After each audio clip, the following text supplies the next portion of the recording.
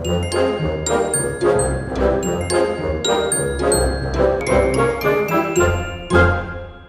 hello and welcome everyone to our first panel discussion of the day, the serious fun of play, ideation of board games. Be it simply a medium of recreation or as a key learning aid, board games stimulate our imagination and critical thinking while helping us develop interpersonal skill. Almost every facet of human life can somehow or the other be imagined as a board game. This panel today will delve into how games came to be, how a game is developed, right from a germinate idea to a successful marketable product, and the impact and prospects of board game in the coming times. Please welcome our first panelist for today, Mr. Abir Kapoor, a journalist, game designer, and author from New Delhi. Our next panelist, Sajid, the co-founder and creative director of Luma World, spearheading the product design and content creation division at Luma World. The last panelist is Sri Ranjini GS, founder of Kavare in Bangalore, a quaint store and an engaging space to indulge in and create playtime memories that are far removed from the adulteration of plastic or technology. The session is moderated by my colleague and friend, Mr. Sambhit Kumar Pradhan, a multidisciplinary design educator with a wide spectrum of interest in the fields of design, art, and performance. He is currently an assistant professor in the School of Communication Design at the United World Institute of Design in Gandhinagar. Over to you, Sambhit. Shukriya. Namaskar, everyone. Thank you so much for being a part of this panel. I think we should have some fun. So, great. So what we'll do is have a very short, quick video from Luma World, from Sajid. After that, we'll have a very short, quick talk by Kavade from Sri Ranjini. And then we'll go proper into the panel. Can you please cue the video, please?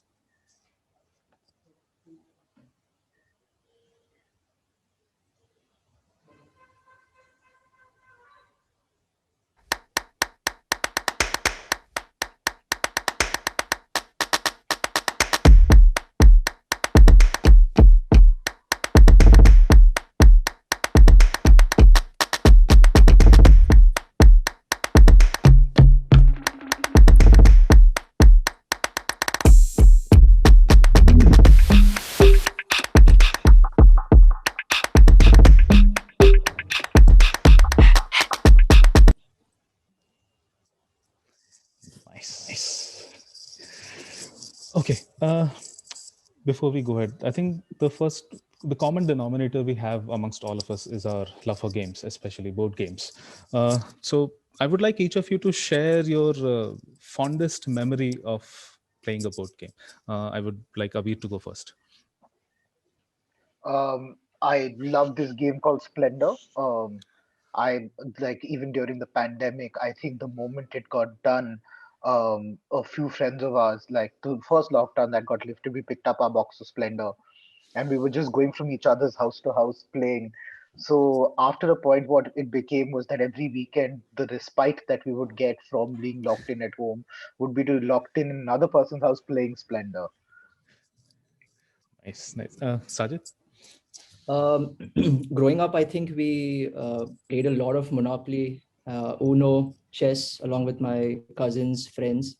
And what I like about board gaming is different personality traits come out, right? And right now, one game that we really love in our office is called Coup. It's a card game based on deduction, and it's insane. Like the game mechanics so good. building onto you, and it's crazy. You guys have to try it. But it's also, sorry to interrupt, it's Chor Police Sipahi, the old game. Oh, Raja Mantri Chor Sipahi. Yeah. It's Raja Mantri Chor Sipahi. Yes. Great. Ranjini? You are muted, Ranjini. Yeah. Raja Mantri Chor Sipahi, and it gets converted to fruits and vegetables and everything else. Name, place, animal thing. Yeah. Name, place, animal thing. This categories is another one which has been our hot favorite at home. Yeah. But if I talk of memories of board games, it would be Chaukabara for me for sure, because that was one game that we sisters and neighbors, we used to play like mad kids during our summers. And what was happening is the set of shells that we would play the game with instead of dice, that we had another little game that came as part of it. We in Kannada we call it Kaimil Kashi, and that is a game where we would have, our people would even tear open our skin to grab hold of that dice, the shell. So much fun, so much fighting, and it's With beautiful. me, it has been. There was a lot of the introduction was Snakes and Ladders, of course, Samp from Samp Raja Mantri Chor Sipahi. We used to have this little game which we used to play in the backbench of the classes. We used to play cricket. So you open your book, all the even numbers would be runs. So we'll have a proper test match tournament going on while the classes were going on in the front as well. And of course, there was Scrabble, the good old Scrabble. I think one of the game Scrabble is a reason for my wife and I to bond much more stronger. She was not at all a Scrabble person, and now she is a very competitive player. So I get to see a new side of her when we play Scrabble. Okay, this question I would like to pose to Ranjini. You work primarily in the field of traditional games, so in a way, it kind of makes you a historian of sort for games of India, especially India, in terms of games. So could you just tell us, Ki, what is about these ancient games which is so fascinating, and how do we find a relevance for these in today's day and age? Sure, sure. Thank you, Sambhit, for that. I'd say my pleasure here being with all of you today. I'm the black sheep here. I'm not a designer, but I come to this space purely because there's something in the ancient games that I definitely see, which I'm not ready to let go of, or for it to go out of circulation. But let me tell you a little story that happened many, many years ago, even before I started Kavade, which kind of would sum up what my vision is for Kavade, or what was an inspiration also to an extent. So this was some years back when a whole bunch of us, cousins, friends, we were traveling to the Ghats, Western Ghats, and we had booked two vehicles, and in a beautiful spot, one of our vehicles had a breakdown, and we had to pause. And it was those time when we didn't have rapid communication between two places, so we had to wait for a replacement vehicle to come, call him first of all, get a replacement vehicle. During that time, we all said, let's just take a walk just around here. And we're just going along, and one very beautiful, it's there very clear in my head, that house that kind of I paused at. It might have been the tree, it might have been the house that was set deep inside the compound. I was just standing and gazing at in awe of the place, and then suddenly the door opened from inside, right? And my urban instinct, I was a little scared. I didn't want to be interfering into their zone, and I kind of backed out. And from there she said, in Kannada, she said, Yenamma. I'll just say this in English for all of you to understand. She just asked me, so what is it? She said. I said, no, very sorry. We're just here because our vehicle had a breakdown, and I'm here waiting for our replacement vehicle. And she said, why don't you come inside? I said, no, we're like a bunch of 12 to 15 people here. It might be a little too much. She said, don't worry, come inside. And the whole bunch of us just walk in that lovely pathway, and then the nice seater around. And as we are settling in, there's a little game board also etched on that place where we're all sitting. And before we know it, we have collected some of those seeds from her own backyard, from her front yard. And then some of us are playing the games, and the lady is offering us some coffee also, the best coffee I can tell you that I've had. And she offers us coffee, and we're sitting there for as long as a replacement vehicle comes. We are chatting up, we are talking about her life, our lives, we are playing games. So much that has happened. And I feel that bit of trusting ability, that simplicity is fast vanishing from our lives today. I can't even imagine letting someone inside my house like that, right? And I do definitely feel our ancient games kind of give space for that kind of interaction where there isn't too much required from either parties. The games can be created just around you. You can draw it, you can play it with the pieces, the twigs and seeds you have around yourself, and have this wonderful conversation with people, which I feel is the essence of playing. It's not about winning or losing. For me, that whole environment that is created, where an older person, younger person, a boy, girl, they're all involved in something together, having fun. That I feel our games really lead to very, very beautiful. And I've seen that come across alive in a lot of our engagements with people, even in the urban streets of Bangalore, when we've brought out the games for people to play. And that's something that Kavade has been for me. That's what kind of made it keeps me going even today when somebody calls me and says, hey, you know what, I need another game. My mother, who's 93-year-old, cannot have enough of Pagde. I want a game that is longer. So there is this game that you can play for 2 hours at a stretch, and she's saying, just 4 days back, she calls and say, can you make a slightly bigger version of the same board game for us? And those are little things that really keep me going. So Great. apart from the, Yeah, please.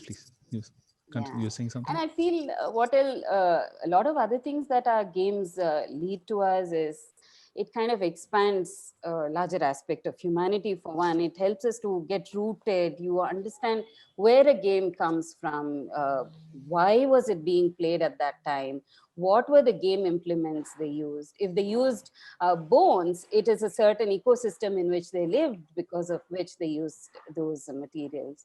And those kind of learnings, I feel, really helps us get stronger bonded with our own spaces. And so I very strongly feel, as much as it's important engaging in our present, right, it is very important to understand our history, our roots, and it gives me at least a reasoning as to why I'm doing what I'm doing. Do I want to change something? Is there a need to change it? Those are the questions that get answered for me. So play is not really just a trivial thing that Of course not. we need to spend time. Play is serious. Play is really serious. Absolutely. Yeah. Sajid, for over the past decade or so, there has been a trend of board games and games, largely game and play, featuring in education. And even now the government is recognizing slowly that it has to be curricular, not just an extracurricular or co-curricular activity.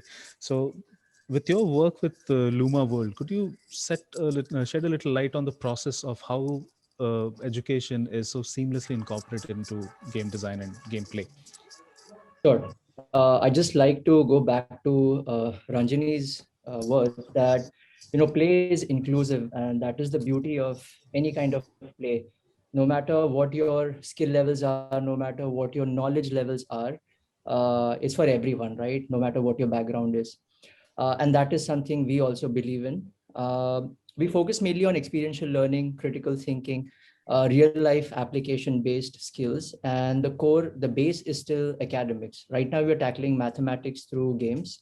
There's a Of course, now through the new education policy, there's a lot of focus on play-based learning, which of course things like Montessori education, they were focusing on already.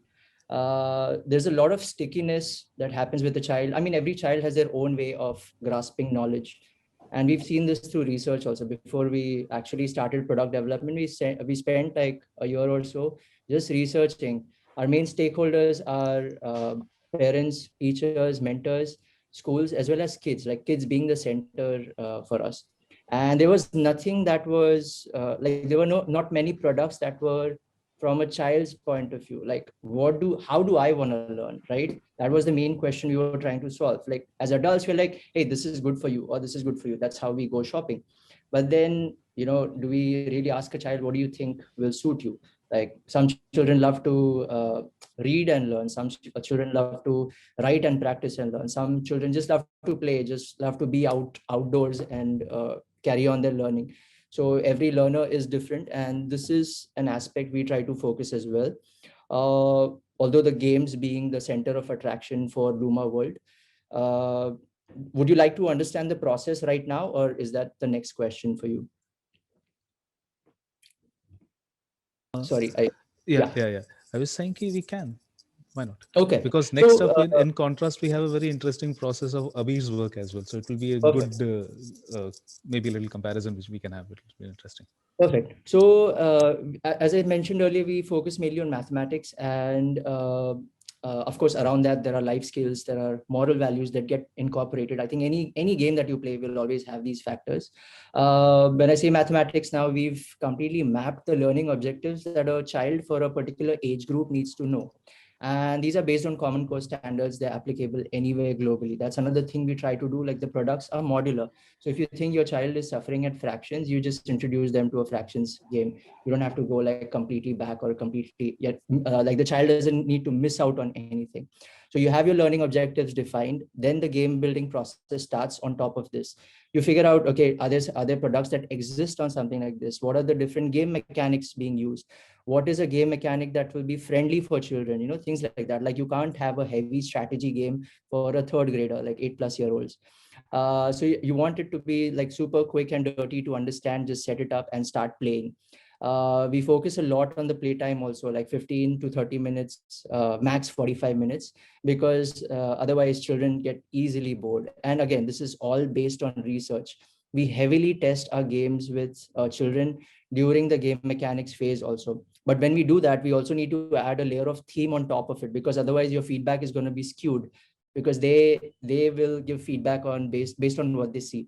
Again, the feedback for us is also a lot of observation. Like, for example, young kids, they usually don't fan out their cards and sit like that, because it's very difficult for them. So they like to lay it out in front of them. So then we figured out, hey, why not we keep some of our games open card games? Because now what's happening is, not only you are trying to solve your problem or make your move, but the others are also helping you in that process. Hey, why don't you try this? And children do that. They're not that competitive in the primary age group bracket. And so this is also helping bring a weak child on par with the knowledge levels of the other kids they are playing with. We try to balance, along with academics, we have like we try to balance luck and strategy, because you don't want it to be too heavy on strategy, then like the smartest players will always win or adults will always win. You want to keep the luck element there, so that even a weak child will now get the kick of winning, and they're like, hey, I can also do this, right? And that is something very crucial for us. One, like, our main secret sauce, which was told to us by Cyril Dijon, the art director of Ticket to Ride. He was visiting us and he's like, my secret sauce is, will I want to play this game again? And will I want to play this game again right now? If you can solve this question, you've created a super epic game, right? And of course, not all your games are going to be hero games. So we also need to focus, okay, which are our hero? Of course, you're going to give like 100% to everything, but you need to figure out which ones are going to be like your top sellers, uh, which ones will work globally. Another thing we focus are keeping gender neutrality. That is very important for us. Someone had recently asked us, like, are your games applicable in rural India? Some of them probably are the way they are, but then some of them maybe not right now, because we use a lot of themes like magic, space, and sometimes based on what society we are in, they are frowned upon. Um, so yeah, I think I've covered it all in a very short span of time. So, as you had also mentioned once, sometimes some games are used as assessment tools. So, Yeah. are you mentioning that in terms of a qualitative or a quantitative, or maybe a combination? It could be a combination. So, for example, like one of our games, Galaxy Raiders, right? You have these type of boards on which you have a center planet and then you have moons around them. You get number cards.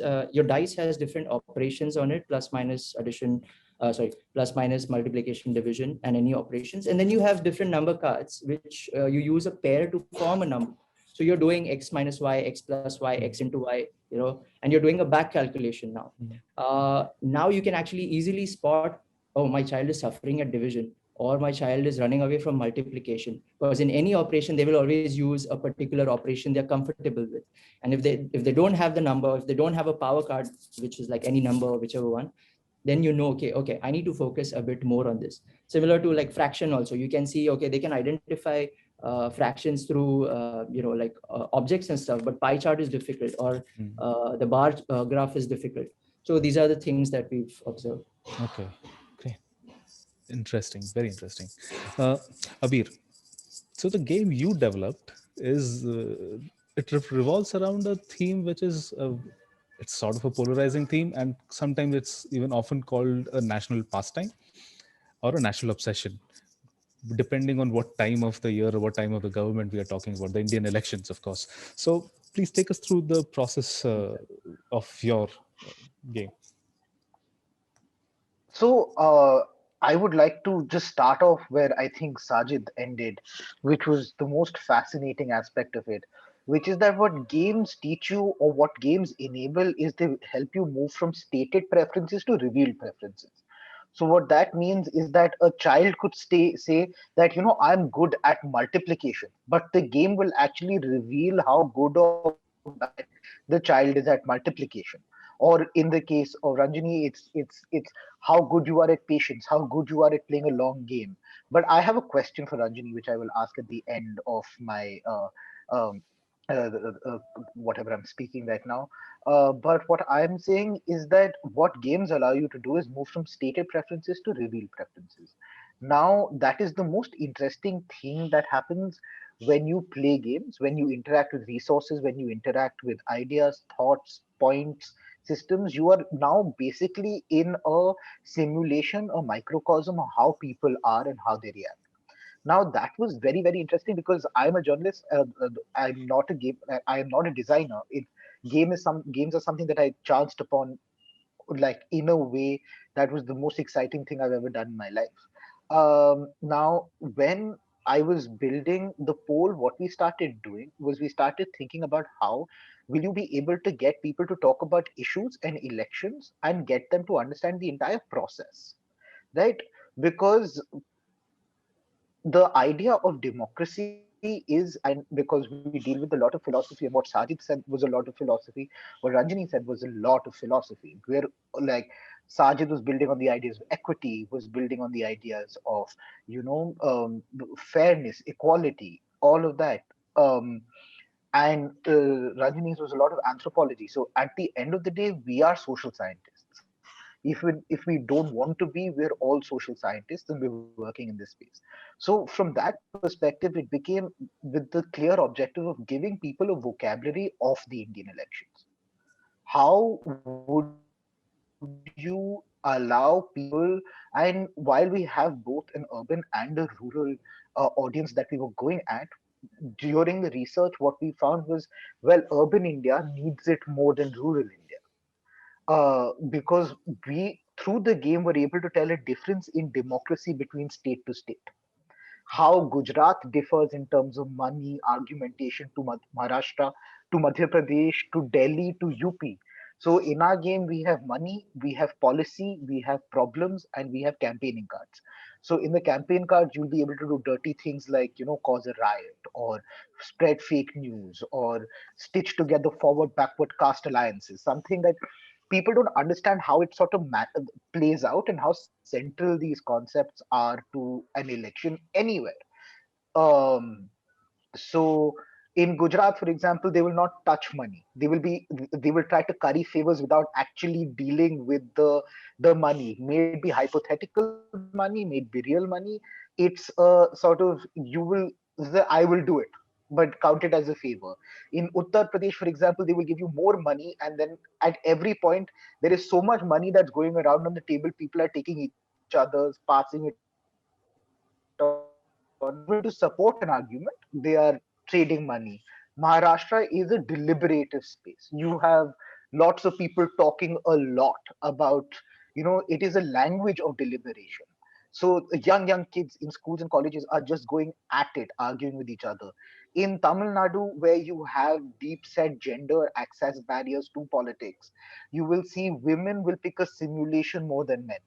So women will take care of the product, they will go through with it, they will measure, they will argue, they will talk. Men will just be dismissive.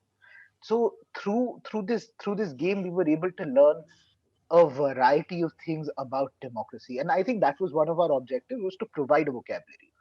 um what and how we arrived at this game was that we wanted to, working as a journalist, I really wanted to see how all of our work that we do in terms of information fact finding, there is so much that is being discussed in the government, there is so many things that are being done in the government, that how do people interact with that. So we started looking at real things, we started looking at parliament questions, we started looking at political party manifestos, not now, but for the past 25, 30 years.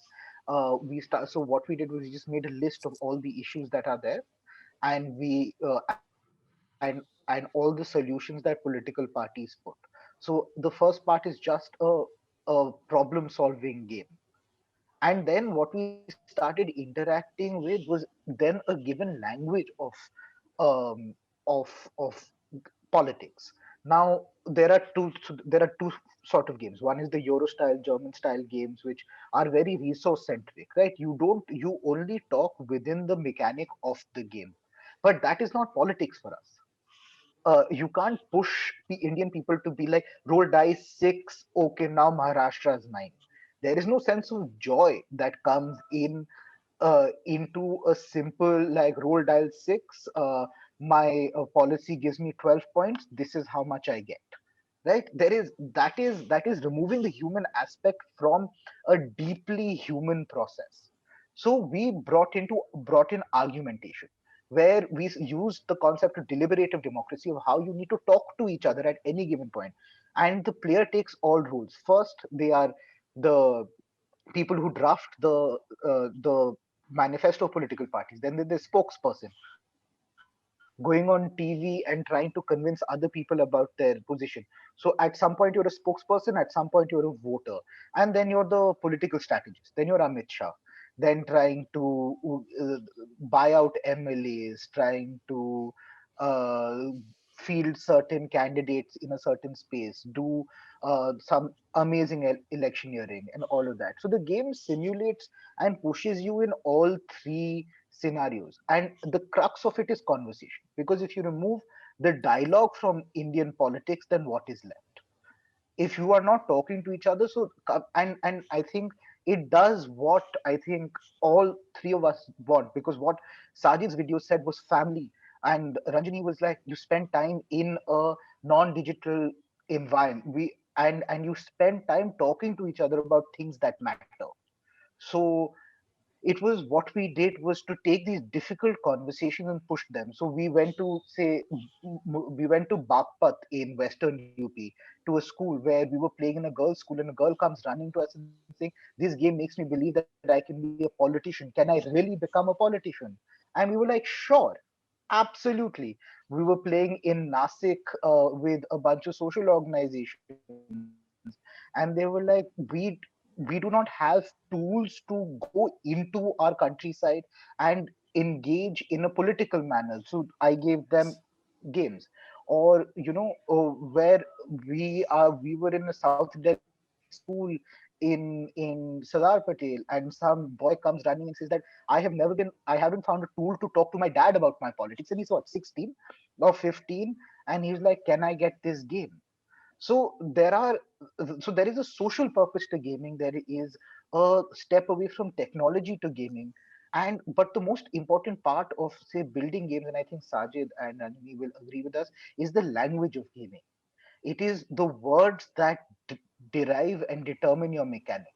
So I like to end with asking Ranjini a question, is that in these traditional games, the verbs of play, the language that is used. So, for example, we're building a game on the internet to acquaint people on how to be citizens or digital citizens online. So the internet has its own sort of click, push, forward, back, send, all of these. What are the verbs that you encounter in your traditional games? And that is all that I could think of. I'm not very sure I understand what verbs we are talking of. Can you be a little more elaborate on that? So what is the theme of the game, and what is the language? How do they, like, you roll a dice, you pick up something? Is there context to the elements? And are they sort of, as you said, that if there are bones, it's a region specific game? So is the language gaming to also determined from history, from the people that were there. When you were a Raja, you moving certain types of your own elements. So Absolutely. I think there isn't one language that would be common across all the games, right? So if we were to talk about the different categories of the games, the race games by themselves have their own languages, as in terms of killing and rushing ahead, and then you have your dice, and then you're competing with your opponents in a different form for a different win. When you take strategy games, the luck element is removed from it, and then there is the thought conversations that are happening between the players. And there I don't know if this could be a great example for what you're asking, but let me tell you the evolution of chess, right? Which is pretty much agreed upon as an Indian game. What was Chaturanga earlier drew from the elements that were existing during that time, as in a war, the whole during 600 BC to 600 AD. I think the context of war and winning empires was very high. And it was during that time that Chaturanga came in, supposedly through Chanakya's thought process. So the pieces, the Raja, the Mantri, the elephant, the horses, are the strategies that were used by different empires to win. And that was brought alive onto their board game. It was actually 4 different empires coming together to play game. And it was using the dice also. There is a version where Chaturanga was played using dice. Now, after a point of time, to give you the context of at that time when gambling was rampant and there was a ban on gambling, so the dice was removed, and probably that's when the game evolved to being a pure strategy game without the involvement of dice. The mechanics changed as per the context of the country or the region. And then it has become the 2-player game that we are all familiar with.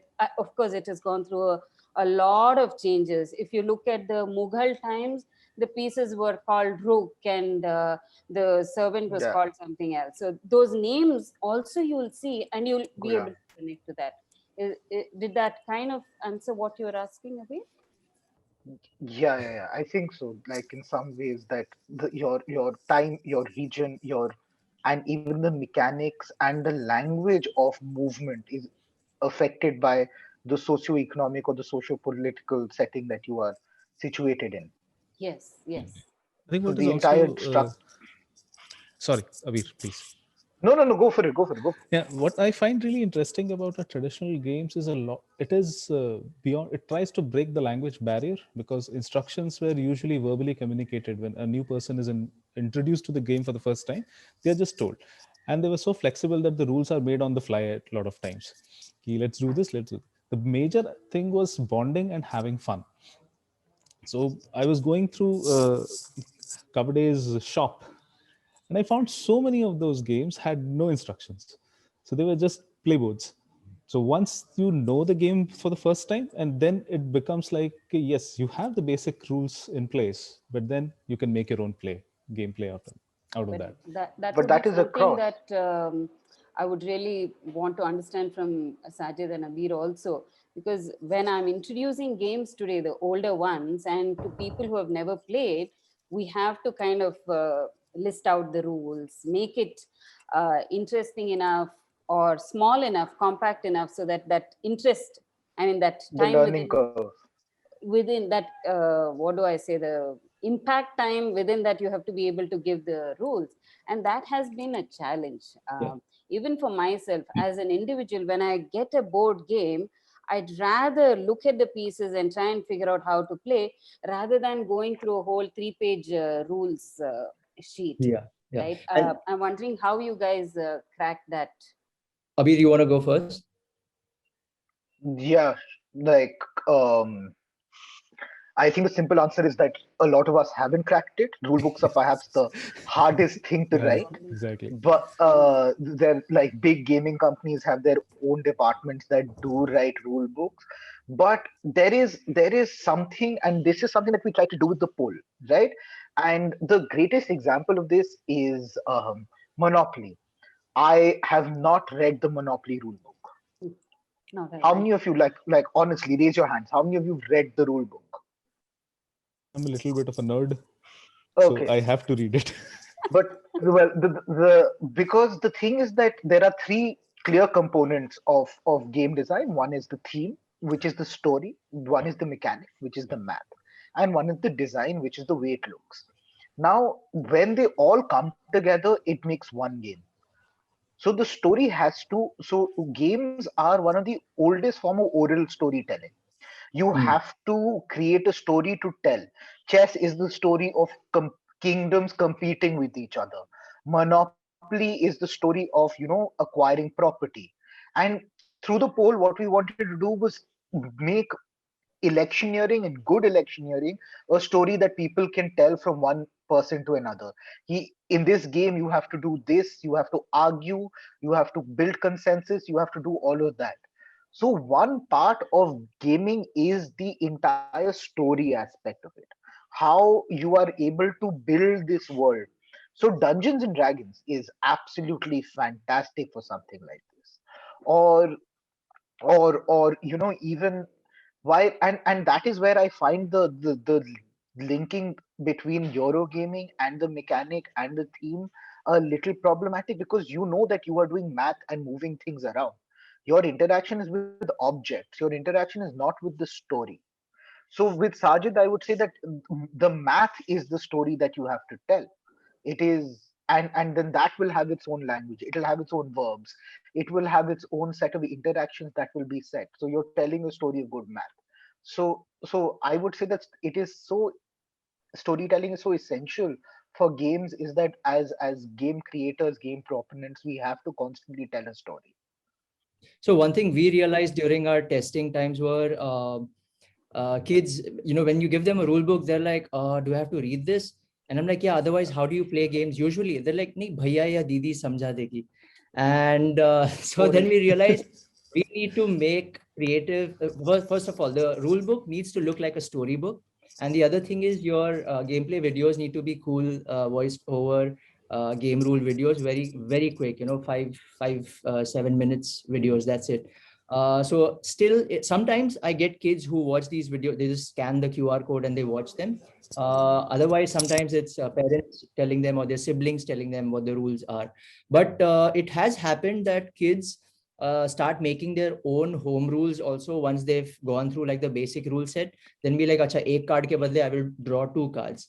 Or, instead of removing one peg, we'll remove two pegs that way. So everyone has their own thing around. That happens with all games. Yes. Uh, so we are almost at the end of our slot. I would want all of you to answer a very. It's not a quick answer, but I'll still want you to take a jab. Uh, so, how can games how do games contribute to the big real world problems of climate change, sustainability, and socioeconomic issues? So maybe if you have just one liners to tell us, Kay, like from your own contexts. I'd like to start Yeah. on this one. As Abir mentioned, I think games are a great way to bond with people, right? To have a communication which otherwise you may not, otherwise you may be biased or afraid of something. And games actually games break these barriers. So yeah, Okay. that would be my Great. answer. Great. Ranjani. Yeah, I think so, Sajid. I agree with you. And I feel there are also places where it makes you vulnerable and intimate also at the same time. So that kind of is the space where we can, if needed, push in a learning experience about climate or math or subjects or anything else. Yeah. I feel it really gives space for that. Abir. Through what we've been doing, we've realized that a lot of people want to play more localized and more real and visible stories of their lives. So if you're able to transport and transplant these concepts into their everyday lives through play, I Hmm. think it will send the message home clearer. So if someone in Delhi is able to play a Delhi centric game on climate change, which impacts and provides the visual language of their everyday and the worst case scenarios that can happen, I think there is a hunger in India to play our own stories. And these stories are the stories of climate change, of Yeah. sustainability, of Yeah. all of Yeah. that. Great. So I think that's mine. Yeah. Just another point that I very strongly feel about games is that it doesn't always need to have a learning outcome that is written Yes. out. I think it's great to play games for the fun of playing it also.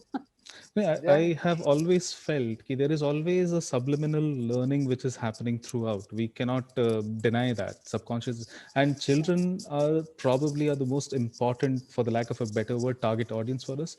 So the sooner the early intervention. So games are the perfect icebreakers to introduce any of these concepts. The sooner they are introduced to it, the sooner they become sensitized to it. So yeah, it has been a fantastic conversation. And I'll invite Anahita over now. But thank you very much. It was fantastic. Thanks a lot. Thank you Thank all you. for this very engaging discussion. And thank you, Sambhit, for moderating this session. Um, Abir, Sajid, Sambhit, and Sri Ranjani, you all took us down the memory lane. And with all your talk of memories of the board games that we all have grown up with. The pandemic has definitely forced us to be indoors and revisit the board games of our childhood. And I personally hope that's here to stay and grow. Thank you all for sharing your individual observations leading to your contextualized design process for board games and toys and the relevance and need for it in today's world. So on that note, thank you again for being a part of the Ahmedabad Design Week 2.0. Thank you all. Thank you. Thank you so much.